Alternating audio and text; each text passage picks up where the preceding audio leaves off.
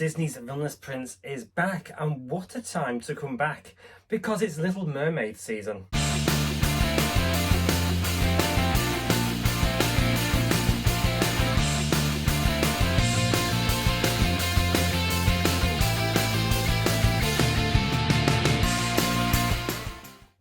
Last night I actually watched the live action version of The Little Mermaid at my local cinema stroke theatre for you Americans. So this will be my little video telling you about my thoughts, my opinions, my little rants, and just a general review of what I actually thought about the movie. Now, I'm very passionate about The Little Mermaid because it was the second ever Disney movie I ever watched growing up as a kid. The first Disney movie, however, we never speak about that. Disney Pictures presents The Black Cauldron.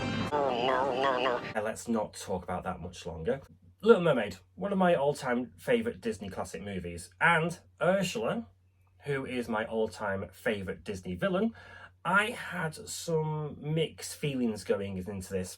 I actually left feeling okay after the movie, but there was a few little things I need to point out, which we should go into shortly.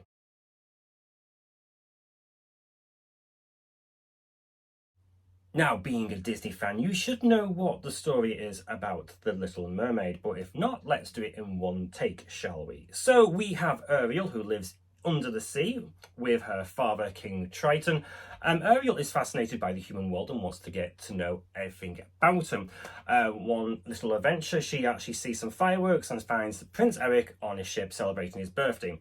Prince Eric unfortunately has a shipwreck, smashes his ship and basically falls into the water, starts to drown. Ariel rescues him and Ariel falls madly in love with Eric. King Triton finds out about this. Remember again, he's very protective and forbids her to go to the service world once again. After this, Ariel finds out that Ursula, the sea witch, can actually make a human for 3 days, but she'll have to get Eric to kiss Ariel, and basically then she'll be able to actually live as a human forever. Basically, though, that's the little plan of Ursula to try and get back at King Triton by actually capturing Ariel. So basically, Ariel is nearly making Prince Eric fall in love with him, but then Vanessa gets involved, casts a spell on Prince Eric, and then there's a wedding. There's a little battle between Vanessa and Ariel. The spell is broken. Basically, Ariel turns back into a mermaid, basically under now Ursula, because basically she signed a contract. Then there's a huge battle between Ursula, Eric, and Ariel. Eric saves the day, and basically then King Triton makes Ariel a human forever, and basically they go off happily ever after. First, let's talk about the characters. Let's get the elephant out of the room. Was I bothered about the Little Mermaid skin and colour switch? No, I was at first. If I'm saying no, I'm telling a bit of a lie. But Halle done a brilliant job as Ariel. Cannot fault her. She done an amazing, and her singing was on point, the voice on point. Excellent job done by her. Pity mostly the characters fell flat for me. Talking about one person who was flat, Prince Eric. I actually prefer classic version Prince Eric over this one. Is that weird saying I actually fancy a cartoon character? It was just a bit of like depressing. Talking about characters I wasn't keen on, King Triton. Just a bit too like, all serious, just serious. No humour. And this is the one thing that I thought about this movie. It's too serious. Sebastian, Flounder, voices on point, great. Scuttle, however. Why didn't you think to change Scuttle from a boy to a girl? Not bothered, but why again? And to me, the voice actress is the voice of Sisu. Is it Sisu? Sisu? Sisu from Raya and the Last Dragon. I might not have got that right because no one ever talks about that movie anymore. You are Sisu? And you're people. What's your name? So why Disney using the same actors stroke actresses for voiceovers? And then we come to the saving grace of this movie. Like I said, Ursula is my all-time favourite Disney villain. I was apprehensive about Melissa McCarthy playing her. I thought she's going to ruin it, but the best thing in this movie was Ursula for me. Cannot fault her. She was excellent. I also didn't like the fact, well, I thought that Flotsam and Jetsam losing their voices were going to kind of like ruin it as well. But the mystique around those two characters, totally better than the classic version. Are you ready for this? We are entering the rant period. Now, Disney apparently take their Disney classics, rework them into a live action to fix the errors of the past. There's a lot more errors in this movie than I think than there are in the Disney classic. So let's talk about Scuttle first. Now, King Triton and the rest of the merfolk don't like the humans because they eat fish. There is a scene where we actually introduce to Scuttle, basically Ariel and Flounder flying? They don't fly, they swim. They are swimming back, then Scuttle just dives into the water and then eats a fish right in front of Ariel's eyes. And she's laughing about it. I'm saying to Flounder, because he's scared, well, you're damn right, I'll be scared if I was nearly ate by a bird. And she's laughing about it, saying, oh, it's only Scuttle.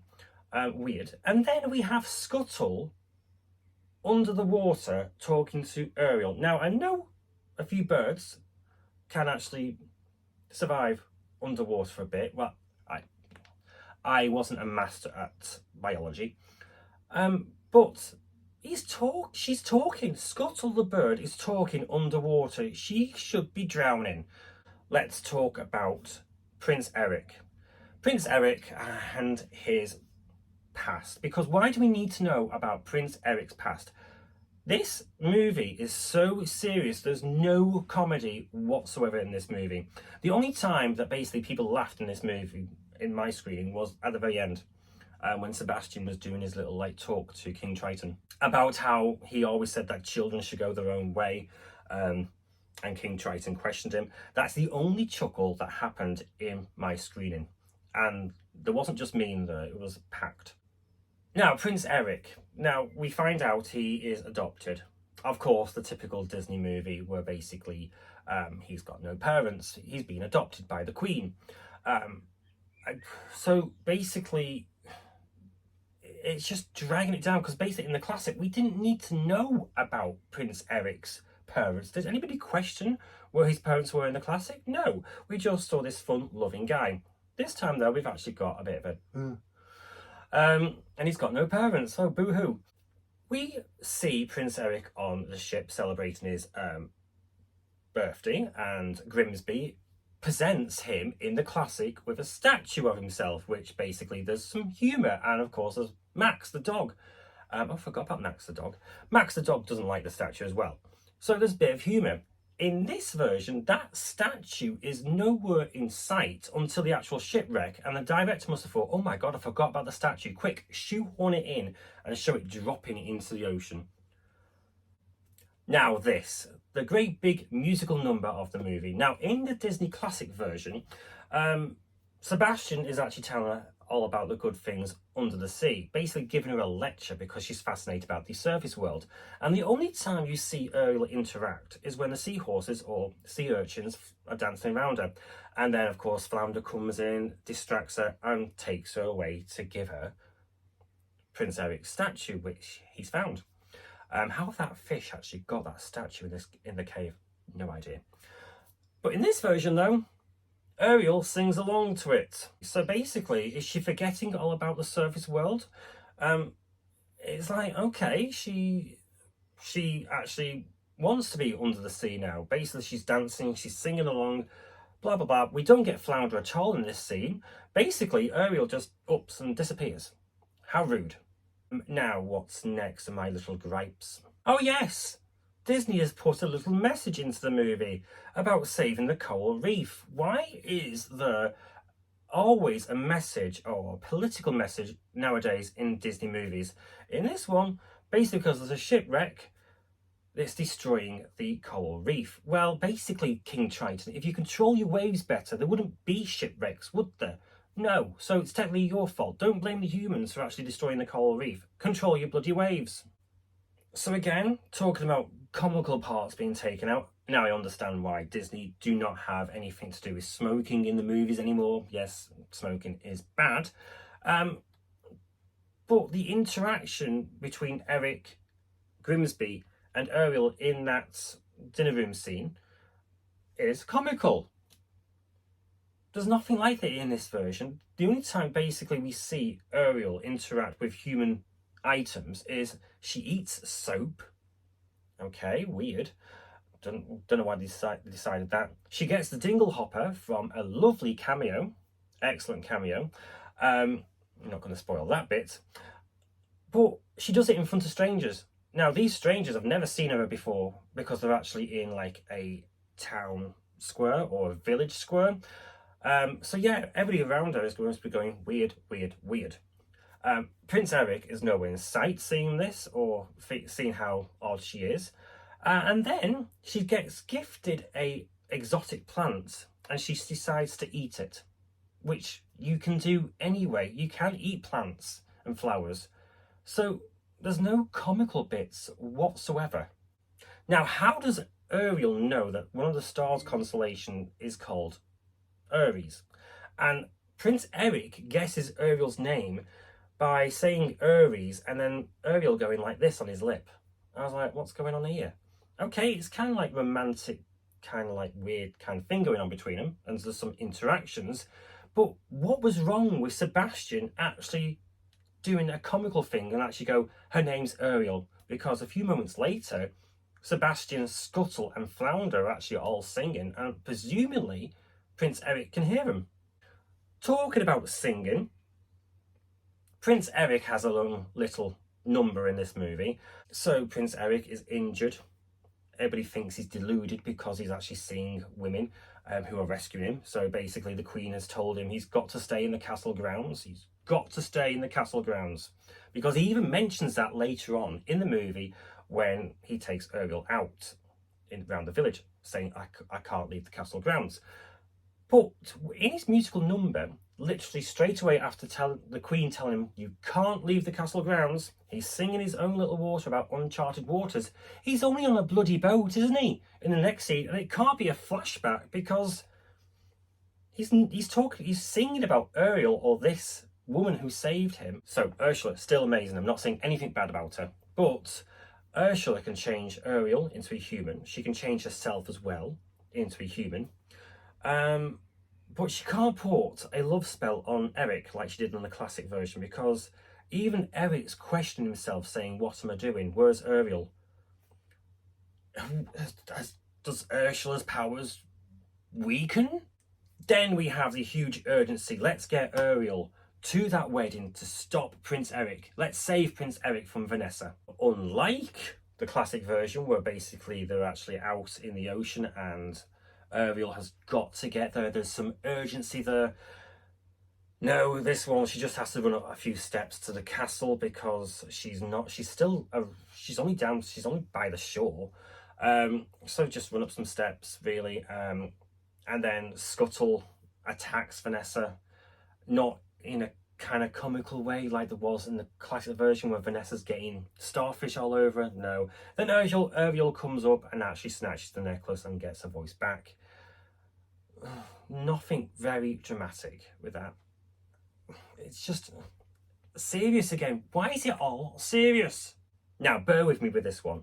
Now, after the fight at the wedding, in this version, Ursula takes Ariel and just simply jumps off because they're actually at a castle, so obviously cliff, so basically runs and jumps and lands in the water. And this is all ocean out here, all ocean. Whereas in the classic version, they're actually on a boat in the ocean and they just jump off. So literally straight down. This version though, obviously they swim out to wherever they're going.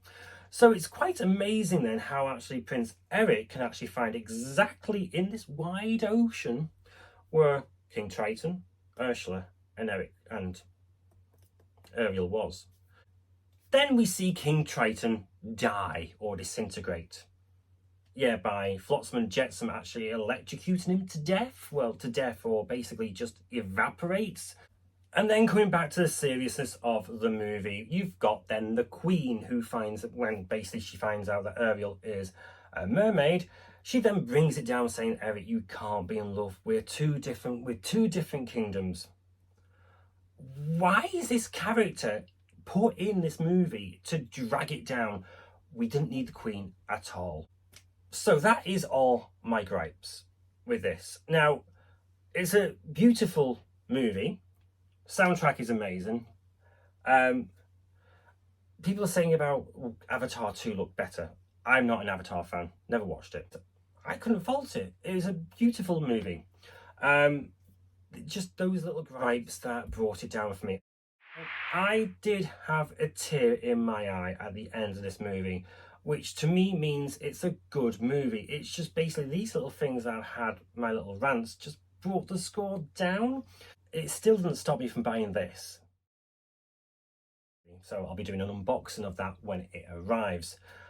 Yeah, so that is my review of The Little Mermaid 2023. Let me, I can't even speak now. Let me know what you think in the comments below. Thanks for watching, and I'll see you on the next video. And it won't be that long between videos now. Not like my last one. A month, was it?